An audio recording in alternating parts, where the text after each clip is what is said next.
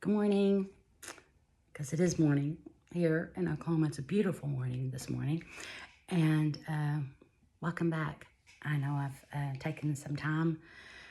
This time of year just busy, and I don't like to do things hurriedly when I'm reading the scripture to you, but sometimes I'm just going to have to because that's life. And this morning, I just wanted to sit down. I'm up to Psalm 78, and I had somebody tell me on YouTube that my eyebrows were crooked, and they really are, and I'm good with that. I'm okay. I'm sorry. It just like popped in my mind when I look up there. It's like, she was right. I shouldn't have been offended. My eyebrows are crooked. Anyway, welcome to YouTube. And this thing I'm doing, when you put yourself out there, you just have to be the least offended in the room. Now listen, I'm just telling you, actually, as believers, we should be the least offended in the room anyway. Okay? We should. So, sorry about that. I really should take that out of there, but I'm not. It's just where it is.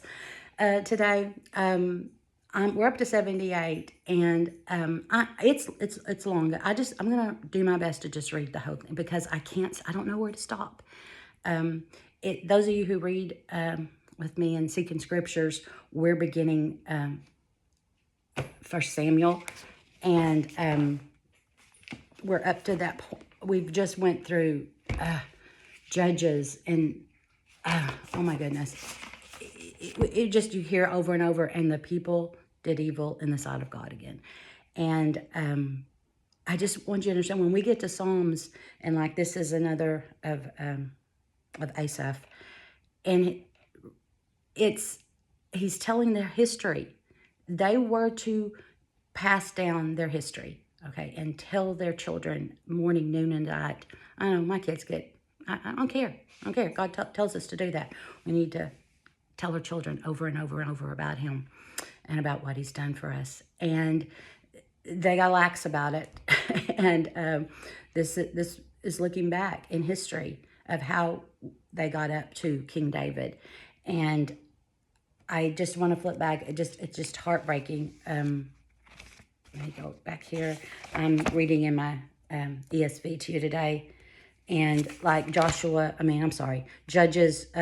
21, 20, let's see. Let me look, I had that marked.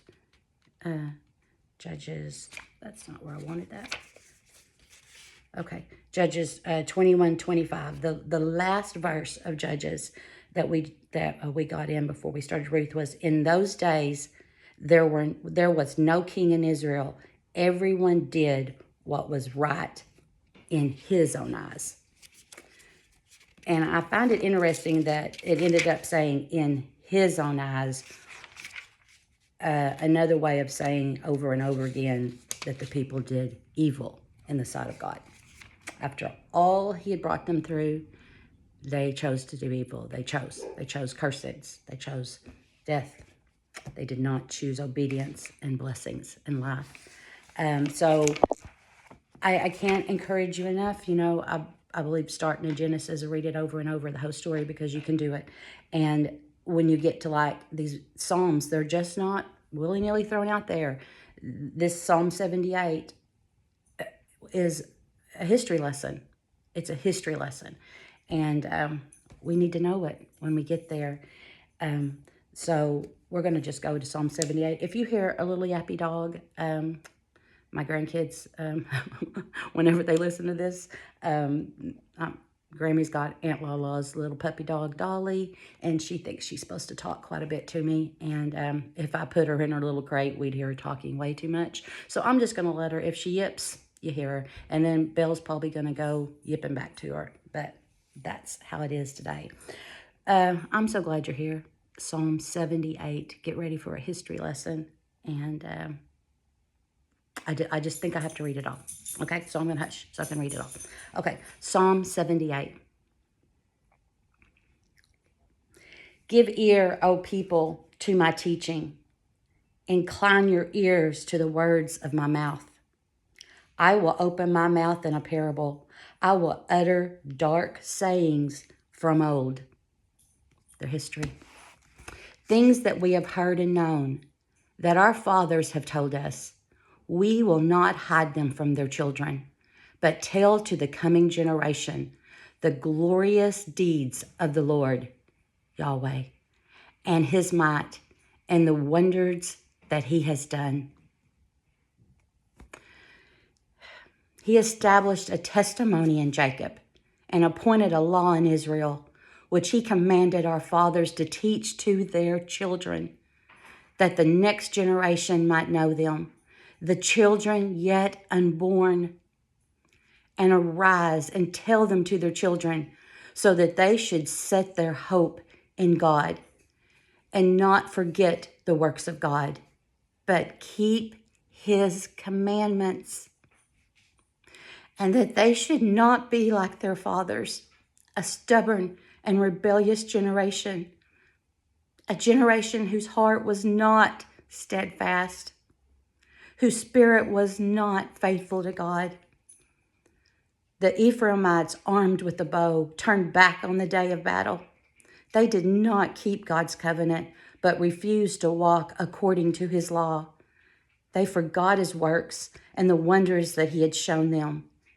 In the sight of their fathers, he performed wonders in the land of Egypt, in the fields of Zoan. He divided the sea and let them pass through it, and made the water stand like a heap. In the daytime, he led them with a cloud, and all the night with a fiery light. He split rocks in the wilderness, and he gave them drink abundantly as from the deep. He made streams come out of the rock and caused waters to flow down like rivers. This is Moses. This is the history of Moses. Yet they sinned still more against him, rebelling against the Most High in the desert. They tested God in their heart by demanding the food they craved. They spoke against God, saying, "Can God spread a table in the wilderness?" He struck the rock so that the water gushed out and streams overflowed. Can he also give bread or provide meat for his people? Therefore, when the Lord heard, he was full of wrath. A fire was kindled against Jacob. His anger rose against Israel because they did not believe in God and did not trust his saving power.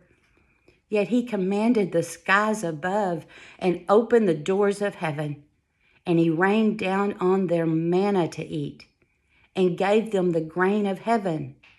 Man ate the bread of the angels, and he sent them food in abundance. He caused the east wind to blow in the heavens, and by his power he let out the south wind. He rained meat on them like dust, winged birds like the sand of the seas. He let them fall in the midst of their camp, all around their dwellings, and they ate and were well filled, for he gave them what they craved. But before they had satisfied their cravings, while the food was still in their mouths, the anger of God rose against them, and he killed the strongest of them and laid low the young men of Israel. In spite of all of this, they still sinned. Despite his wonders, they did not believe. So he made their days vanish like a breath, and their years in terror.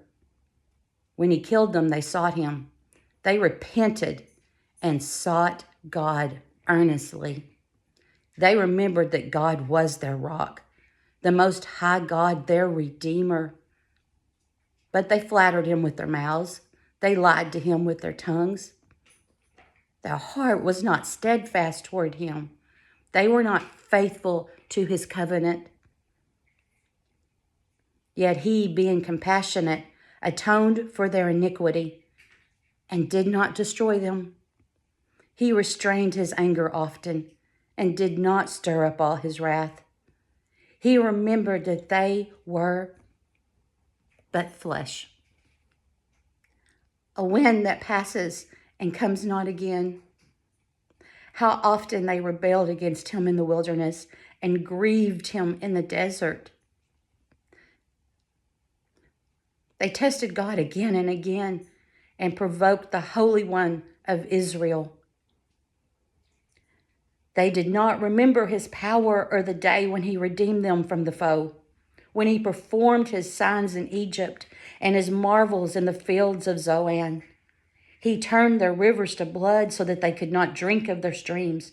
He sent among them swarms of flies, which devoured them, and frogs, which destroyed them. He gave their crops to the destroying locust, and the fruit of their labor to the locust. He destroyed their vines with hail, and their sycamore with frost. He gave over their cattle to the hail, and their flocks to thunderbolts. He let loose on them his burning anger with indignation and distress, a company of destroying angels. He made a path for his anger. He did not spare them from death, but gave their lives over to the plague. I hope you can go back and read all of this. This is what he did in Egypt to the Egyptians. He struck down every firstborn in Egypt, the first fruits of their strength in the tents of Ham. Then he led out his people like sheep, his people like sheep, and guided them in the wilderness like a flock. He led them in safety so that they were not afraid. But the sea overwhelmed their enemies, and he brought them to his holy land, to the mountains which his right hand had won. He drove out nations before them. He apportioned them for a possession and settled the tribes of Israel in their tents. Yet they tested and rebelled against the Most High God and did not keep his testimonies, but turned away and acted treacherously like their fathers. They twisted like a deceitful bow, for they provoked him to anger with their high places. They moved him to jealousy with their idols. When God heard, he was full of wrath, and he utterly rejected Israel. He forsook his dwelling at Shiloh, the tent where he dwelt among mankind. Yeah, he was there with them at Shiloh. And he utterly rejected. He forsook his dwelling at Shiloh, the tent where he dwelt among mankind, and delivered his power to captivity, his glory to the hand of the foe. He gave his people over to the sword and vented his wrath on his heritage. Fire devoured their young men, and their young women had no marriage song. The priests fell by the sword, and their widows made no lamentation. Then the Lord awoke as from sleep like a strong man shouting because of wine. And he put his adversaries to rout. He put them to everlasting shame. He rejected the tent of Joseph. He did not choose the tribe of Ephraim, but he chose the tribe of Judah, Mount Zion, which he loves. He built his sanctuary like the high heavens, like the earth, which he has founded forever. He chose David, his servant, and took him from the sheepfolds. From following the nursing ewes, he brought him to shepherd Jacob, his people, Israel, his inheritance. With upright heart, he shepherded them and guided them with his skillful hand. Sorry. I just don't know how you read that and your heart just...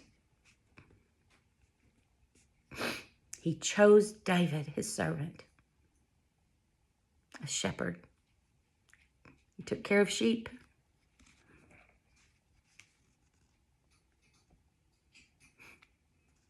You know, he led his sheep out of Egypt. How many years ago than this?